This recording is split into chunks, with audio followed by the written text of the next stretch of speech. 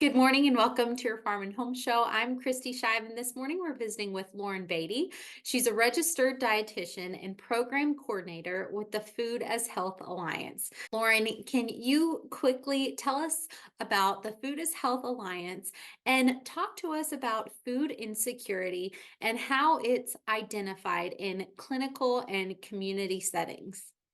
Sure. So the Food is Health Alliance is a new initiative at the University of Kentucky, and we are working on the intersection of food insecurity and diet sensitive chronic disease. Food insecurity is a situation where people don't have reliable access to enough affordable, nutritious foods to live an active, healthy life. And people experiencing food insecurity might skip meals, eat less, or sacrifice the quality of their diet. One of the ways healthcare providers and community workers identify food insecurity is through a quick screener called the Hunger Vital Sign.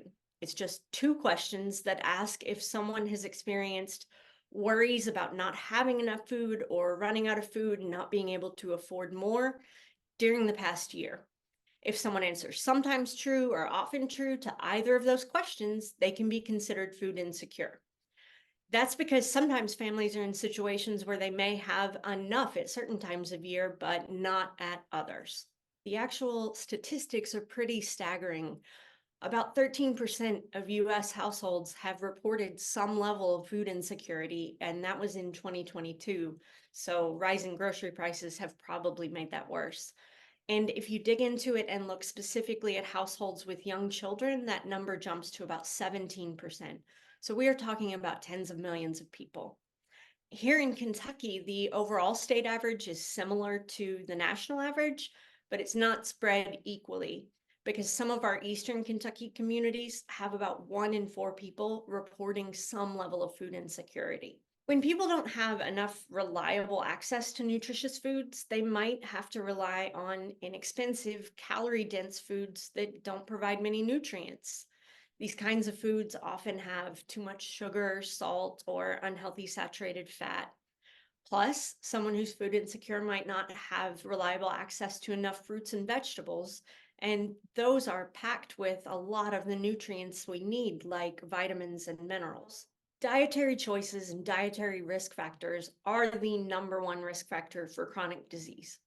In the United States, 7 out of 10 of the leading causes of death are directly related to diet. And this is largely because risk factors like high blood pressure, high blood sugar, and high cholesterol are connected to the foods we eat.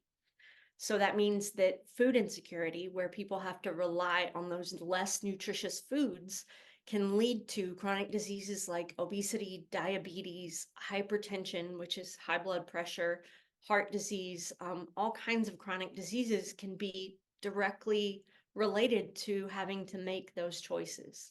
Earlier, you mentioned the Food is Medicine program that you all are launching. What are these programs and how are they working to address these issues? Sure. So there's no formal definition of food as medicine. It's more a concept that respects and recognizes the important role that nutrition and diet play with overall health and well-being. It's a proactive, patient-centered approach to tackling the impact of food insecurity on chronic disease. So the concept of food as health or food as medicine, it also respects the fact that sometimes the food choices people have can be limited by where they live, work, play, and pray. It all impacts health through food access and affordability.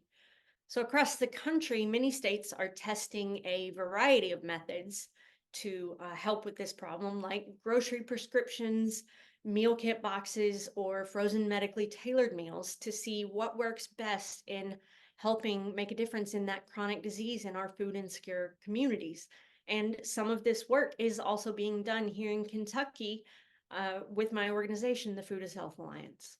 So it is www.foodashealthalliance.ca.uky.edu. Be sure to check out the Food is Health Alliance website. There are videos, recipes, and so much more. Thanks for joining us today on the Farm and Home Show, and we'll see you next time.